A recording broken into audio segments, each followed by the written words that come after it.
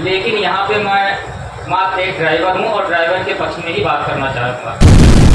अपने रोजगार के लिए 300 रुपए भी घर नहीं ले जा पा रहे। ये हमारे लिए बड़ा दुर्भाग्य की बात है कि ऐसा कौन सा कारोबार होगा जहाँ लोग 12 लाख रुपए लगेगी, कम से कम पता लगेगा कि आपकी फाइल काट की हुई है। जो 20 लोगों के परिवार बर्बाद हुआ है, उस परिवार का पालन पोषण कौन करेगा? रोकने का काम किया।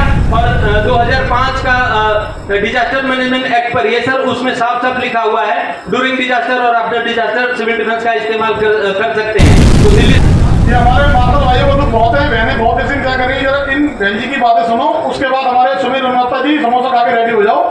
आपके विचार सुनना चाहते हैं हम भी। धन्यवाद। सर्वप्रथम तो मैं आपको नमस्कार करना चाहूंगी। मेरा तहे दिल से आप लोग को नमस्कार। मैं मार्शल हूँ। हाँ मैं ना मतलब हमारे पास कोई पॉलिटिक्स पार्टी का कोई छाप नहीं। सर्वप्रथम तो ये बात है। कोई अगर बीजेपी कहेगा दिल्ली गवर्नमेंट काम करेगा, दिल्ली गवर्नमेंट कहेगा बीजेपी काम करेगा, तो हम पे ना कोई छाप ही नहीं है। अगर हमारे पे है कोई सिंबल तो हमें दिखा दो। एलजी कहेगा दिल्ली गवर्नमेंट ने हटा दिया, लेकिन साइन पे एंडिंग एलजी का था। क्या एलजी के हाथ नहीं कांपे उस टाइम पे? सर एलजी साहब के 11,000 लोगों का जो साइन किया था उस टाइम पे हाथ नहीं कांपा। दिल्ली गवर्नमेंट बेवकूफ है, लेकिन एलजी साहब तो पढ़े लिखे अधिकारी है। पॉलिटिक्स में छल कपट हो सकते हैं, लेकिन अधिकारी पद पे कभी छल कपट नहीं होती, जो कि छल कपट एलजी साहब कर रहे हैं। तो सर मैं ये आपसे निवेदन करना चाहूंगी कि पॉलिटिक्स में दोनों ही सरकार है। ऐसी बात नहीं कि राजनीति में एक ही है। दिल्ली एक स्टेट है, लेकिन सेंट्रल में जो है वो बीजेपी है। तो बीजेपी सेंट्रल में लेके पूरे इंडिया में रह के फिर वो स्टेट पे जाके थोपती है। वो स्टेट पे थोपने का मतलब ही नहीं बनता। 2024 का जो चुनाव था सर, इस टाइम में बीजेपी के 7 सीट आए। क्या उस टाइम पे बोलेंगे कि दिल्ली गवर्नमेंट का क्यों नहीं आया सीट, या आम आदमी का क्यों नहीं आया? तो सर मैं ये चाहती हूँ कि आप इन बच्चों को, मतलब मैं ये नहीं कह रही कि कोई पॉलिटिक्स पार्टी का है, ये दिल्ली स्टेट का है या फिर सेंट्रल का है, कुछ नहीं है। हम दिल्ली सिविल डिफेंस है। सिविल डिफेंस स्टेट के विधान से हमें दिल्ली सिविल डिफेंस बोला जाता है और इंडिया का छाप है ये। तो कहते हैं ना स्वयं की सुरक्षा करते हुए, तो स्वयं की सुरक्षा इसमें कहीं नहीं थी। स्वयं की सुरक्षा तब होती है जब हम अपने घर के लिए, भविष्य के लिए पैसे जोड़ना शुरू करते हैं, तब उसमें स्वयं की सुरक्षा होती है। वहां तो सर कुछ भी सुरक्षा नहीं था। तो सर मैं ये आपसे कहना चाहूंगी सर कि आप पॉलिटिक्स में बिल्कुल भी उन पे या फिर कहते हैं ना पक्ष विपक्ष में ना जाते हुए, अगर आपसे अगर है, आपसे बस इतनी विनती है, एक बच्चे के माध्यम से मैं कह रही हूँ कि मतलब एक बच्चे होने के नाते ही बोल रही हूँ, एक पिता से बोल रही हूँ कि अगर आपके हाथ में पावर है और है, सच्चाई है कि है, सेंट्रल गवर्नमेंट सबसे बड़ा गवर्नमेंट होता है, तो आप उस फाइल को पुटअप करवाइए, हमारे रोजगार हमें वापस दिलवाइए, क्योंकि वो रोजगार किसी ने हमें भीख में नहीं दिया था सर मैं बता रही हूँ, वो रोजगार जो फाइल के माध्यम से चल रही है, कह रहे पॉलिसी खराब थी, ये था उसमें। तो सर जो 1968 ये कहता है कि गवर्नमेंट हमें चाहे तो कहीं रोजगार दे सकता है, उसमें आजीविका को संबंधित मतलब डाल सकता है, आजीविका संबंधित उसको दिशा निर्देश दे सकता है, अगर वो हमें चाहिए तो वहाँ पे कहाँ लिखा है कि ये निष्काम नहीं रहेगा और इसको कभी गवर्नमेंट अगर कहीं जरूरत पड़ी और पैसे देके अगर ड्यूटी लेना चाहे तो नहीं ले सकता। तो सर वो पॉलिसी जो भी वो गवर्नमेंट बनाता है, गवर्नमेंट ही उसमें सब कुछ करता है। तो सर मैं ये चाहती हूँ कि आप हमें वो करें। देखिए सुनिए, ये आपके दिमाग में ये डाला हुआ है कि एलजी जो है, मैंने पहले ही आपको समझाया कि सरकार को जो काम करना है सरकारी तरीके से होगा। जिस सरकार का जो दायित्व है, ये जो देश है ना, ये डिक्टेटरशिप से नहीं चलता है, संविधान से चलता है। इस देश में एक संविधान है जो बाबा भीमराव अंबेडकर जी ने दिया है, और ये देश जो है संविधान से चलता है। संविधान के अंदर ये नहीं है कि राज्य की पावर केंद्र छीन लेगा। अगर जो राज्य की पावर है वो राज्य ही करेगा, तो जो जो पावर जिस सरकार के पास है उसको उस हिसाब से काम करना चाहिए। जो दिल्ली सिविल डिफेंस के जो वॉलंटियर्स है वो दिल्ली सरकार के अंडर है, केंद्र सरकार के नहीं है। तो लेकिन ऐसा नहीं है कि हम उन पे ही छोड़ रहे हैं। हम कह रहे हैं कि आपके साथ है, आपकी मांगों के साथ है। हमारे अध्यक्ष ने आपको आश्वासन दिया है, लेकिन जो काम दिल्ली सरकार को करना है दिल्ली सरकार करेगी, जो हमें करना है हम करेंगे। अगर मैंने फिर दोबारा बोल रहा हूं कि अगर आपकी नॉलेज में ऐसा कोई भी डॉक्यूमेंट, ऐसी कोई भी चीज, ऐसी कोई भी इंफॉर्मेशन है, चाहे उसका डॉक्यूमेंट नहीं हो, जिसमें ये पता लग रहा हो कि ये फाइल चली गई या ये काम चला गया और ये अधिकारी या ये एलजी उस काम को रोक रहा है, उसको आगे बढ़ाने का काम आपके साथ पैदल चल के हम स्वयं करेंगे, उसके लिए हम तैयार हैं। लेकिन अगर कोई फाइल ही नहीं बनी, फाइल गई नहीं है, तो ना केंद्र सरकार उसमें कुछ कर सकती है, क्योंकि वो दिल्ली सरकार को संविधान ने उसको पावर दी है, उस पावर को केंद्र नहीं छीन सकती है। इन चीजों को आपको समझना होगा। इसमें कोई पॉलिटिक्स नहीं है, आप सब साधारण व्यक्ति हैं, आपके ऊपर कोई पॉलिटिक्स का ठप्पा नहीं है। आप तो दिल्ली के नागरिक है, देश के नागरिक है, आपका काम करना एज ए पॉलिटिकल पार्टी हमारा कर्तव्य है और हम करेंगे। मंच पर उपस्थित सभी हमारे सम्मानित, हमारी समस्याओं को आज यहाँ सुनने आए हुए हैं। तमाम मेरे ड्राइवर साथी भी आए हुए हैं, इनका भी बहुत बहुत धन्यवाद। दोस्तों, जैसे कि अन्य साथियों ने सभी ने बताया है कि अगर समस्याएं बताने बैठ जाएंगे तो दिन से रात हो जाएगी। मैं आपके माध्यम से और इस मंच के माध्यम से कुछ हमारी बेसिक जो समस्या है वो आपके सामने रखना चाहता हूं। 2010 से 2024 तक 1RT का किराया अभी तक नहीं बढ़ा। उसके माध्यम के लिए हम दिल्ली सरकार मंत्री के पास भी गए हुए हैं। अन्य ऐसी कोई विंडो नहीं है, एलजी साहब के पास भी हमने पत्र के द्वारा कई बार उनसे गुहार लगाई है कि इसको बढ़ाया जाए। लेकिन ये ऐसा दुर्भाग्य है, जो लोग 12-12 लाख रुपए लगाकर अपने रोजगार के लिए 300 रुपए भी घर नहीं ले जा पा रहे। ये हमारे लिए बड़ा दुर्भाग्य की बात है कि ऐसा कौन सा कारोबार होगा जहां लोग 12 लाख रुपए 15 लाख रुपए लगाकर अपनी गाड़ियों में और घाटे का सौदा आज दिल्ली एनसीआर के सभी चालक कर रहे हैं। एक दिल्ली सरकार ने अभी एक पैनिक बटन और जीपीआर सिस्टम अभी कल से ही लागू किया है। हम उसके लिए भी आवाज उठाने बहुत जल्दी जा रहे हैं, क्योंकि 5300 रुपए का पैनिक बटन और 6000 रुपए का जीपीआर है। दोनों ही चीजें अगर देखते हैं तो लगभग 15,000 रुपए की आती हैं। हमने पीछे प्रयास किया था तो वो बंद हो गया था, कम से कम 2 साल बंद रहा। लेकिन ये एक ऐसी सरकार बैठी है, दिल्ली सरकार, जहां हम बार बार उनके दरवाजे पर जाते हैं और वहां से नाउम्मीदी लेके आते हैं, लेकिन वो भूल गए हैं। ये वही ऑटो चालक है, ये वही टैक्सी चालक है, वही कमर्शियल चालक है जिन्होंने आपको मुख्यमंत्री बनाया था। लेकिन आने वाले विधानसभा में जिस तरह की ड्राइवरों का शोषण हो रहा है, ड्राइवर एकजुट हुआ है। अभी आपने 22-23 की जो आंदोलन था, जो 2 दिवसीय हड़ताल थी, उसको देखा कि जहां देश के 24 करोड़ चालक और दिल्ली एनसीआर के 4.5 लाख चालक एकजुट होकर देश के 28 संगठन, 28 राज्य देश के और 200 से अधिक संगठनों ने अपनी आवाज प्रबल तरीके से दिल्ली सरकार के दरवाजे पर रखी कि अगर आप हमारी बात नहीं मानोगे तो आने वाले विधानसभा में आपको ड्राइवरों का विरोध झेलना पड़ेगा। अगर हम ड्राइवर किसी को मुख्यमंत्री बना सकते हैं तो उसको हटा भी सकते हैं। ये दिल्ली सरकार को सोचना होगा। दूसरा, आपके माध्यम से हमारे रविंद्र भाई और अन्य साथियों ने कहा है कि 2017 सिटी स्कीम बहुत दिन से पेंडिंग है, लगभग 9 वर्ष से ऊपर हो गए हैं। बार बार इनके दरवाजे जाते हैं और ऐसा कोई विंडो नहीं है। भारत सरकार के दरवाजे पे भी हम बहुत बार गए हैं, अपने नितिन गडकरी जी के गए हैं, अमित शाह जी के, गृह मंत्री जी के गए हैं, और भी एलजी साहब के भी दरवाजे पे गए हैं। और ऐसी दिल्ली सरकार का भी कोई भी ऐसा मंत्री नहीं है जिसके दरवाजे पर हम गए नहीं हो। लेकिन ड्राइवरों का कहीं ना कहीं शोषण हो रहा है, हमारी नहीं सुनी जा रही है। मैं आपके इस पवित्र मंच पर, जहां हमारे प्रधानमंत्री, यशस्वी प्रधानमंत्री कहते हैं कि हाईवे पर ड्राइवरों के लिए वो सुविधाएं बनेंगी जिनसे कि वो आराम से अपनी गाड़ी चला सकेंगे, जहां नींद के जो कारण जो एक्सीडेंट हो चुके हैं उनके जो एक्सीडेंट होते हैं वो कम होंगे, क्योंकि एक ऐसे स्पॉट 105 स्पॉट उन्होंने बोले हैं कि वो बनेंगे।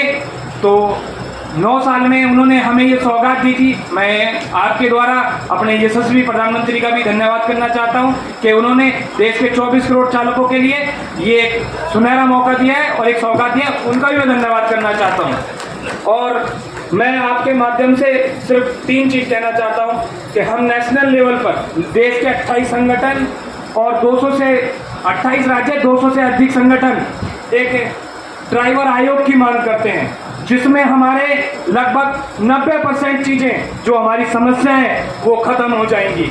हम 20 लाख रुपए का, हमारे बख्शी साहब ने बोला और अन्य साथी ने भी बोला कि हम ड्राइवरों के लिए एक्सीडेंटल बीमा की मांग करते हैं।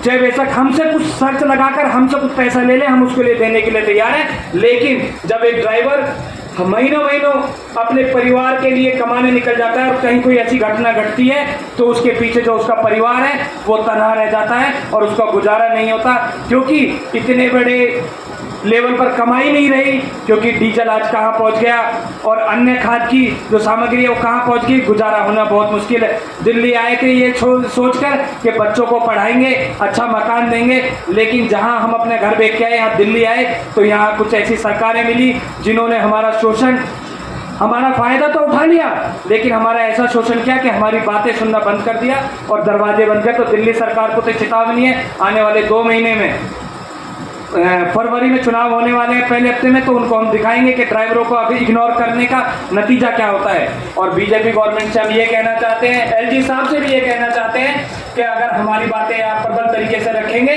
तो हम आपके कंधे से कंधा मिलाकर लगभग दिल्ली के 4.5 लाख ड्राइवर और देश के 24 करोड़ चालक आपके साथ खड़े हैं। लेकिन हमें विश्वास नहीं चाहिए, हमें जमीनी स्तर पर कार्य चाहिए। हम कार्य आपके दरवाजे पर आके मांगते हैं, हम आपसे निवेदन करते हैं। आप सभी साथी, कुछ राजस्थान से हैं, कुछ अन्य साथी हैं, उनका मैं बहुत बहुत धन्यवाद करता हूं और आशा करूंगा कि आप हमारी ये बातें, आपके दिल्ली से हम आते हैं और सभी साथी आपको रूबरू जानते भी हैं, क्योंकि जमीनी स्तर के आप नेता हैं और हमारे यशस्वी प्रधानमंत्री कहते भी हैं कि ये पार्टी जमीन से जुड़ी हुई है। तो जमीन के बच्चे, जमीन के लाल, जमीन के ड्राइवर आज आपके दरवाजे पर भीख मांग रहे हैं, हाथ फैला के आपसे भी गुजारिश कर रहे हैं कि ये 2-3 मांगे हैं। एक हमारा पैनिक बटन का बहुत इशू चल रहा है, कल से हमारी गाड़ियां पास नहीं हो रही हैं, जितनी गाड़ी गुराड़ी खड़ी है वो पास नहीं हो रही है। दोबारा उन्होंने शुरू कर दिया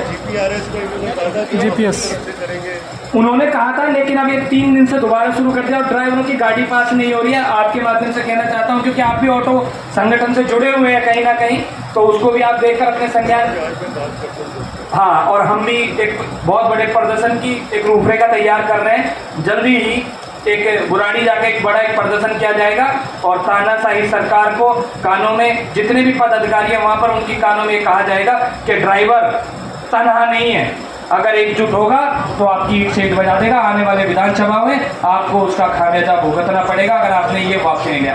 आपका और आपके मंच का और तमाम साथियों का बहुत बहुत धन्यवाद। एक बार फिर आपसे आशा और अनुरोध करूंगा कि इस हमारी समस्याओं को आप एक अच्छे स्तर पर उठाएंगे। आपका बहुत बहुत धन्यवाद। भाई साहब, आपकी समस्याओं पर पूरी तरह से आपके सहयोग में हम आपके साथ में हैं।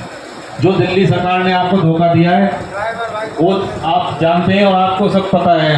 भारतीय जनता पार्टी आपको हर संभव आपका मदद करेगी, आपके सहयोग में रहेगी। जहाँ पे भी आपको जरूरत पड़ेगी वहाँ हम आपके साथ हैं। बहुत बहुत धन्यवाद हमारे सुनील रंधावा जी ने जो हमारी बातें स्पष्ट रूप से सामने रखी है। और ये वाकई बहुत बड़ा गंभीर समय है कि पहले कानून बनता है, फिर कानून बंद होता है और फिर काम निकलने के बाद दोबारा बन जाता है। तो भैया हम तो फुटबॉल हैं कि हमारे कार्यवाही फिलहाल को उधर वाले में चलेगी। तो ये आज हमें जो मजबूती है और हमें बहुत खुशी होती है कि ऐसे हमारे प्रतिनिधि चुने हुए हैं जो हमारे बीच में, हमारे ड्राइवर संगठनों के बीच में हैं, जो अपनी बात को रखने में सक्षम होते हैं और इस सब कड़वे होते हैं हमारे जैसे आदमियों में थोड़े से, बाकी ये है कि गलत कहीं तक नहीं होते। ठीक है ना। तो हमारे माता जी जो बात बोली है वो बहुत अच्छी बोली है, मैं तेरे से धन्यवाद करता हूँ और मैं वादा करता हूँ कि इनके साथ कंधे से कंधा मिला के साथ खड़ा हूँ, क्योंकि मैंने भी कोई अभी तक किसी पार्टी का बिल्ला अपने माथे में रखा। मैं भी समाज से जुड़ा हुआ आदमी हूँ और मैंने वादा किया है जो मेरे लिए है मैं उसके लिए हूँ। सही आम आदमी पार्टी की तो पिछली बार हम संगठन के साथ जुड़े थे, खुद दिल्ली के डिप्टी सीएम ने हमसे वादा किया था, जिसके प्रमाण सबूत हमारे पास हैं कि हम 2 आदमी देंगे और आपके साथ आदमी जुड़े होंगे। उसके बाद भाई साहब हमारी ना मीटिंग हुई ना मुलाकात हुई, हमें ये जरूर पढ़ना मिला, बाहर जाके हमें बोली जाती थी कि भाई साहब एक बोतल हमारे लिए आना, साथ में आपको फ्री मिल जाएगी। तो ये चीज़ें भाई साहब समस्या ड्राइवर भाई को शिकार हमने उसमें भी किसी का भी 1 रुपया आराम हो जो और 2 मिनट में आप समय रखें, फिर उसके बाद में कुछ हमें भी बोलना पड़ेगा, हमें भी तो बोलना है, हमारे लिए भी तो समय रखो। ठीक सर बहुत बहुत धन्यवाद। मंच पर आसीन भारतीय जनता पार्टी के सभी सहभागी को दिल्ली की तमाम सिविल डिफेंस के तरफ से आभार। हम अपनी बात आज यहाँ क्यों रखने आए, क्यों जरूरत पड़ी? पिछली जो सरकार आई उन्होंने एक ज्ञापन निकाला, जिस ज्ञापन के वजह से हमारे नवयुवक एक रोजगार के तरफ ध्यान दे दिया। उन्हें ऐसा लगा कि ये सरकारी रोजगार है और वो अपने जहन में ऐसा बैठा लिया कि जब हमें सरकारी रोजगार ही करना है तो दिल्ली सरकार के इस ज्ञापन के माध्यम से हम क्यों ना प्रयास करें। तो सभी लोग प्रयास किया और प्रयास करते ही 2015 में भारी मात्रा में महिला सुरक्षा के लिए बसों में मार्शल तैनात किया गया। उसके बाद दिल्ली सरकार के 40 और भी संस्थानों में कहीं ड्राइवर, पीएसओ, गोताखोर इस तरीके से लोगों को रखा गया और दिल्ली के सरकार अभी तक बड़े आराम से ये ड्यूटियां चल रही थी सभी लोगों का। और एक नोटिंग जारी किया गया जिसमें 31/10/2023 को सभी महिला पुरुष 10,792 लोगों को निकाल दिया गया।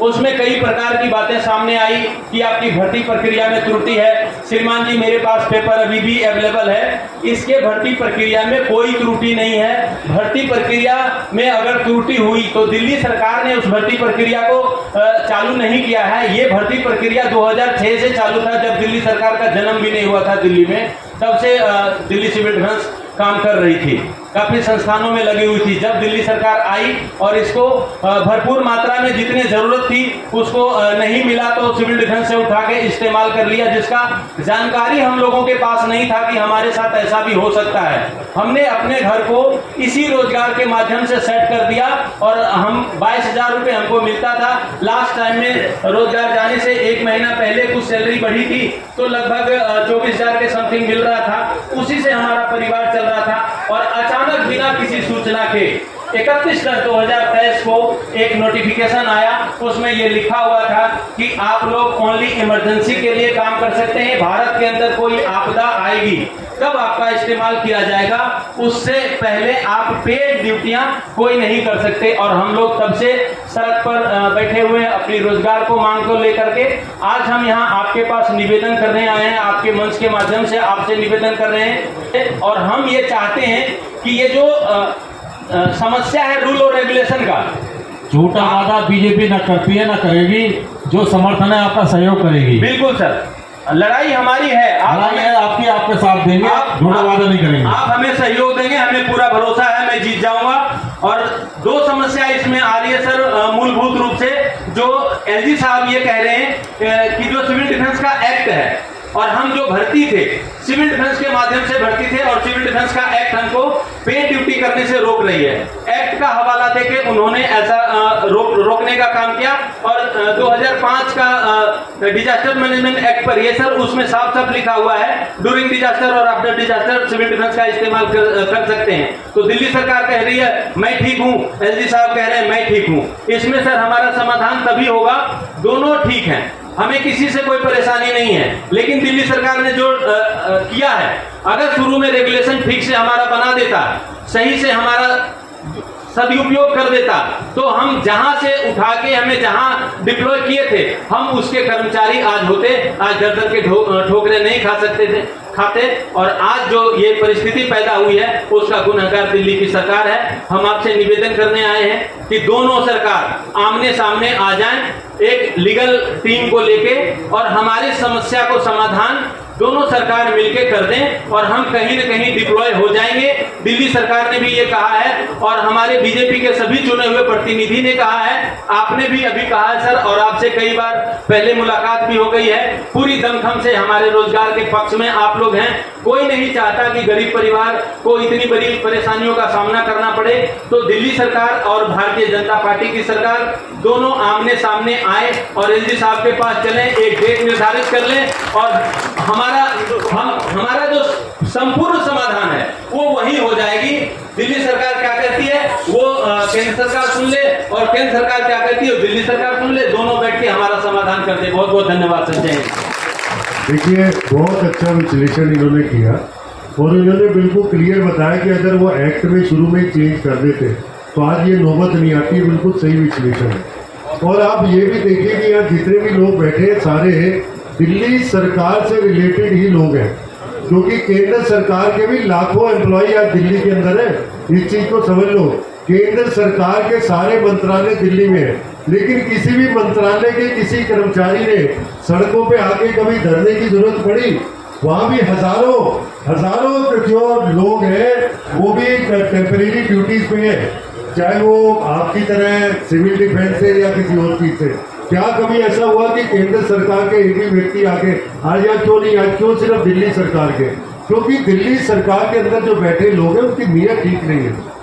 पैसा भी है, पैसे की कमी नहीं है। शीला दीक्षित के समय में 35,000 करोड़ रुपए मिलता था दिल्ली सरकार को, आज 78,000 करोड़ का है। तो पैसे की कमी नहीं है, सिर्फ नीयत की कमी है, काम को ठीक ढंग से करने की कमी है। और जब पिछले 9-10 महीने से पता लग गया कि एक्ट के प्रोविजन के हिसाब से आप बस में वॉलंटियर्स नहीं रख सकते, अब तक चेंज होके और विधानसभा में प्रपोजल डाल के चेंज करने की पावर भी दिल्ली सरकार के पास है। केंद्र को कुछ नहीं करना है। केंद्र सरकार का एक नुमाइंदा जरूर बैठा है एलजी के नाम पे, लेकिन वो भी आखिर में साइन करता है। अगर उनसे साइन करवाने, उनसे कहीं कोई दिक्कत है, कुछ करना है, तो ऑलरेडी हमारे प्रदेश अध्यक्ष ने आपको आश्वासन दिया है। तो एक्चुअली अगर आप देखें ये सारी समस्या दिल्ली सरकार से रिलेटेड है। केंद्र सरकार का एक भी व्यक्ति यहाँ नहीं है, जबकि दिल्ली सरकार से ज्यादा केंद्र सरकार के जो कर्मचारी हैं यहाँ बैठे। तो मेरा आपका इंडिविजुअल केस है, आप इसे बात में करते हैं सबके बीच में। हाँ, तो इंडिविजुअल केस है, ऐसे तो बहुत केस होते हैं, इंडिविजुअल केस बहुत होते हैं, लेकिन कोई सामूहिक केस की मैं बात कर रहा हूँ, आप उसे समझो, सामूहिक केस नहीं है। तो मेरा निवेदन है कि 3-4 महीने में चुनाव है, अगर ये आतिशी आके कुछ कर सकती है तो करेगी, नहीं तो इसका समाधान हम ही देंगे और आने वाले समय में इस काम को हम ही करेंगे। और मैं खुद जमीनी व्यक्ति हूँ यार, ये हवाबाज नहीं हूँ, मैं खुद पार्षद हूँ छोटा और सड़कों पे ही काम करता हूँ। तो पहले भी इस समस्या को मैंने सभी को मेरा धन्यवाद। मैं एक सिविल डिफेंस से बस मार्शल हूँ और बस में हमारी ड्यूटी लगाई गई थी महिला सुरक्षा के लिए। तो हम यही चाहते हैं कि एलजी साहब और सीएम साहब जो हमारी ड्यूटी वापस कर दें, क्योंकि हम 10 महीने से धरना प्रदर्शन कर रहे हैं, हमारी कोई भी सुनवाई नहीं हो रही। हम बीजेपी जो आम आदमी के पास जाते हैं तो बोलते हैं बीजेपी के पास फाइल रुकी हुई है, हमें इधर से उधर घुमाया जा रहा है 10 महीने से। हम बहुत ज्यादा परेशान हैं, हमारे 20 लोग शहीद भी हो चुके हैं, हमारी कहीं से भी सुनवाई नहीं हो रही है, हमें इधर उधर बस भेजा जा रहा है, बस हमारी कोई सुनवाई नहीं हो रही है। हम यही चाहते हैं कि हमारा रोजगार वापस दिया जाए। और अभी सौरभ भारद्वाज सर ने कहा था कि मैं अपने बच्चों की कसम खा के बोलता हूँ कि जहाँ भी एलजी साहब साइन करने के लिए बोलेंगे वहाँ मैं साइन कर दूंगा।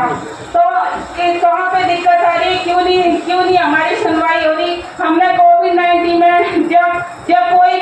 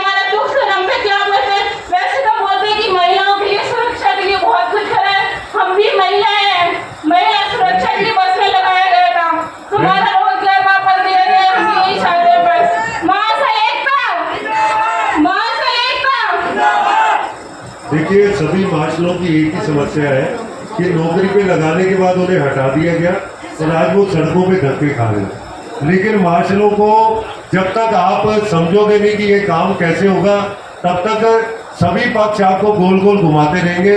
आप मंत्री के पास जा रहे हो, कह रहे हैं एलजी साइन नहीं कर रहा। आप कम से कम ये तो पूछ सकते हो कौन सी फाइल भेजी जो साइन नहीं कर रहा। आज तक किसी मंत्री ने प्रेस कॉन्फ्रेंस करके कभी भी ये नहीं कहा कि मार्शलों की फाइल यहाँ पड़ी है या वहाँ पड़ी है। तो ये सिर्फ गोल गोल घुमाकर आपको कर रहे हैं। हम आपको एक मंच दे रहे हैं, हम आपके साथ हैं। हमारे अध्यक्ष खुद आपके धरने के अंदर गए हैं। हमें ये तो बताओ कि चीज कहाँ रुकी है। सिर्फ इल्जाम लगाने से नहीं होता है, क्योंकि फाइल बनाना, नौकरी देना दिल्ली सरकार की, केजरीवाल सरकार का काम है। बाकी आपको मैं बता दूं, अगले 3-4 महीने में चुनाव है और ये सरकार जाने वाली है और हम ही इसको पूरा करेंगे, ये आपको हम आश्वासन दे सकते हैं। लेकिन जब तक ये लोग बैठे ऐसे घुमाते रहेंगे और एलजी का नाम लेके आपको बरगलाते रहेंगे, करेंगे कुछ नहीं है। अगर कुछ किया तो ये प्रेस कॉन्फ्रेंस करते, रोज 4-4 प्रेस कॉन्फ्रेंस करते। आज तक कौन सी प्रेस कॉन्फ्रेंस की है जिसमें उन्होंने कहा कि मार्शल की फाइल हमने बना दी, इतने मार्शलों को रिक्रूट कर रहे हैं, ये फाइल एलजी के पास गई। आज तक कोई ऐसी प्रेस कॉन्फ्रेंस नहीं की है। तो इसलिए हाँ, तो लाओ फाइल कहाँ पड़ी है बताओ। रेजोल्यूशन विधानसभा में पास करके उसकी कॉपी आपको ये दे देते, हमने पास कर दिया। उससे क्या सरकार चलती है? सरकारी काम ऐसे होता है। ये प्राइवेट आदमी ने बोल दिया रखने हैं तो एलजी कहेगा हाँ सारे रख लो। इसके लिए प्रॉपर सरकारी सिस्टम है जिसमें वो आपको जंजाल में घुमा रहे हैं और कुछ नहीं है। अपने माता भाइयों से मैं निवेदन अपने माता भाइयों से निवेदन चाहता हूँ, जैसे मंत्री जी बोल रहे हैं, क्योंकि जैसे ये बहन जी बता रही थी अभी कि भाई 20 लोग शहीद हो चुके हैं। बहुत बड़ी बात है कि हम देश की राजधानी में बैठे हुए हैं और राजधानी में इस तरह के दुर्व्यवहार हमारे साथ हो रहे हैं, तो हमारी कैसे कौन सुनवाई करेगा? जो हमारे ऊपर आला अधिकारी मसीहा बैठे हैं वो कैसे काम करेंगे? तो जैसे मंत्री जी बता रहे हैं, उस एविडेंस को लेके आओ, इन्हीं मंत्री के सामने बैठो, उनको साथ लेके जाओ। अगर आपको लगता है कोई साथ दे तो साथ लो, उनका विरोध ना करें और उनके साथ खड़े हो कि साहब किस तरीके से काम हो रहा है, कौन सी फाइल हमारी कहाँ अटकी है, उस फाइल को दिखाओ। आपको अधिकार है, नहीं तो आप लगा दो क्या आइडिया। मुझे अगर भारतीय जनता पार्टी ये काम करके देगी, मैं उनके साथ खड़ा रहूंगा। पूरा देश, पूरा समाज दलाल और ठेकेदारों ने जब्त कर लिया है। इन्हें विदाई करने की समय आ चुका है। किसी भी कंपनी के अंदर में गरीब के बच्चे नौकरी करने जाते हैं, उसे मुंह से कभी भी निकाल दिया जाता है। कोई ज्वाइनिंग लेटर नहीं मिलती है। अमीर के बच्चों को ज्वाइनिंग लेटर मिलते हैं, अमीर के बच्चे को पूरे पैसे मिलते हैं। हम पूछना चाहते हैं, हम गरीब हैं, 20 साल से ऊपर हमने भी ड्राइविंग की है, हमें जहाँ पे अवार्ड्स मिलना चाहिए हमें लात जूते मिलते हैं। क्या मैं पूछना चाहता हूँ कि मेरे देश के ड्राइवर में इतनी सुनने की क्षमता नहीं है क्या? आपके पास इतना पैसा है, इतना कुछ है, जहाँ तक कि प्रशासन घेर घेर करके पैसा लेती है। हम किसी को कुछ नहीं कहना चाहिए, रिश्वत पर तो 1 मिनट में मार सकते हैं। मैंने भारतीय जनता पार्टी के लिए सेवक की तरह काम किया है, सिपाही की तरह काम किया है। हमें नेतागिरी नहीं चाहिए। अगर हम पे थोपी गई तो देखिएगा फरवरी के बाद 2025 में ये जन्मे जयप्रकाश यहाँ से वादा करके जा रहा है कि मैं मुख्यमंत्री का शपथ लूंगा। धन्यवाद। था वो टैक्सी चला रहा था, तो वो ऑटो चला रहा था, उस ऑटो में बैठे थे, तो उसका जो काम धंधा जो है सुबह से नहीं हुआ, उसकी सैलरी नहीं, मतलब जो भी कोई कस्टमर नहीं आया। उसके घर से फोन आया, मैं उसी ऑटो में बैठा था, तो मैं अपनी आप भी बता रहा था। उसने कहा था कि बच्चों ने कहा पापा पैसे कुछ डाल दो और राशन लाना है। तो बेटा अभी कस्टमर कोई नहीं आया, ये कस्टमर बैठा है और उसके पैसे जब छोड़ दूंगा जब पैसे देंगे वो। तो मैंने कहा कि ऐसा कोई कुछ नहीं है, आपने मुझे बैठा लिया, पैसे मुझे जब भी देने उतरना, जब भी देने और अब भी देने। मैंने उसे पैसे दिए, उसने अपने घर पर ट्रांसफर किए। तो समस्याएं ऐसा नहीं है कि सबके साथ है। हम जमीन से उठे हुए लोग हैं, हमने हर चीज देखी है, गरीबी भी देखी है, हर दुख सुख देखे, हम सभी की समस्या जानते हैं, हर तरह के माहौल में रहे, हम हर तरह के इंसान का बर्ताव देखते हैं, जानते हैं। हम आपके साथ में ऑटो टैक्सी इज्जत दो, इज्जत मिलेगी, देने से सबसे चीज है। देखो धन दोगे तो धन मांगना पड़ेगा, लेकिन इज्जत दोगे तो इज्जत मिलेगी, सम्मान दोगे सम्मान मिलेगा। तो सबसे पहले प्रायोरिटी दो। आप टैक्सी में किसी को बैठा के ले जा रहे हो, ऑटो में बैठा के ले जा रहे हो, तो उनको सम्मान दो, सवारी आपको सम्मान देगी। भाईचारा रखो, भाईचारे से प्यार से रहोगे, भाईचारे से ही आपको सवारी भी सम्मान देगी और आप सवारी को सम्मान दो। और बाहर बहनों के लिए समस्या ये है कि उनको धोखे में उसने जो केजरीवाल ने रखा है, हम उनके साथ में हैं, उनको सहयोग करेंगे। उन्हें मतलब उन्होंने लगाया, उन्होंने था हटाया, उन्होंने बसों के खरीदने के लिए उनके पैसे नहीं है, केंद्र सरकार ने पैसा दिया है बसें खरीदने के लिए। अब भाई साहब बता रहे थे पहले कांग्रेस सरकार में 36 करोड़ का था, अब डबल हो गया, 68 करोड़ का हो गया। फिर भी के मतलब दिल्ली सरकार नहीं चल रही, क्योंकि सारी चीजें फ्री कर दी। फ्री, अरे फ्री तो तुम कुछ मतलब ये घर में भी करके देखो ना, तो घर भी नहीं चलेगा, तो कैसे चलेगा?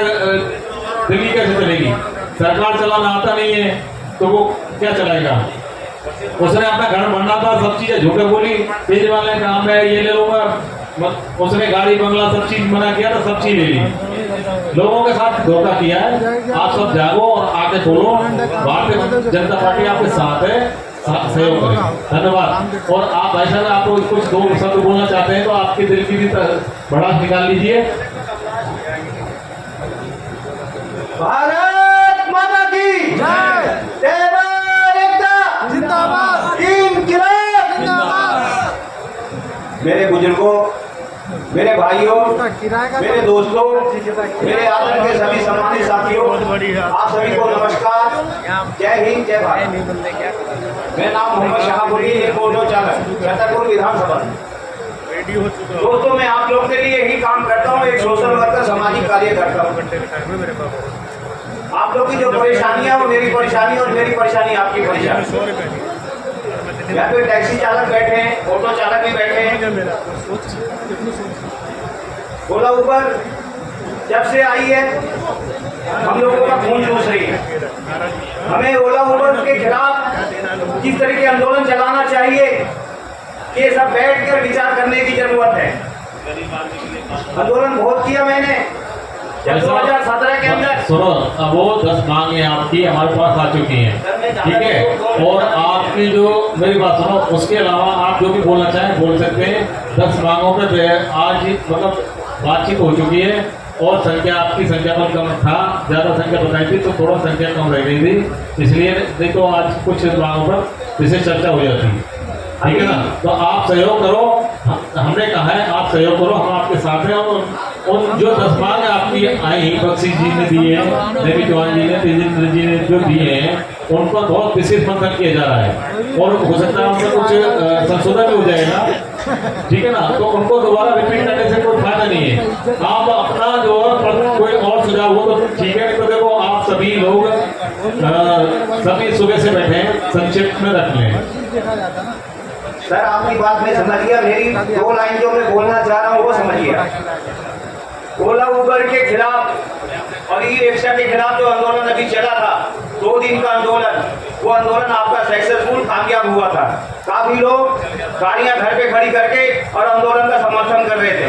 नरेश जी, मैं आपको देख रहा था, आप लाइव चला रहे थे और सरकार जी हमारे बैठे हुए हैं, आप लोग आंदोलन बहुत अच्छे तरीके से चलाए।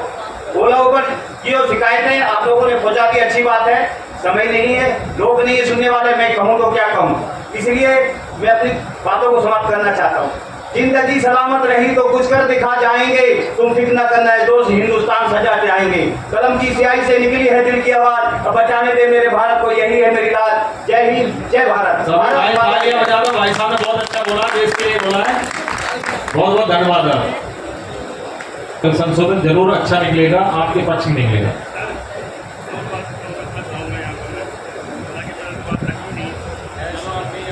आम आदमी खास आदमी इसलिए बन गई क्योंकि हमें मौका मिला था उसे खास बनाने का, और हम लोगों ने इनके ऊपर विश्वास करके प्रचार किया था, इसलिए खास बन गए। लेकिन पिछले कुछ दिनों से हर जगह से मुफ्त अब मुफ्त में देने के लिए इनके पास बसें हैं, पानी है, बिजली है, सब चीज़ फ्री है, लेकिन जो काम करने वाला है उसे उसका भरपेट भोजन मिल जाए मेहनत करने वाले को, वो नहीं है इनके पास।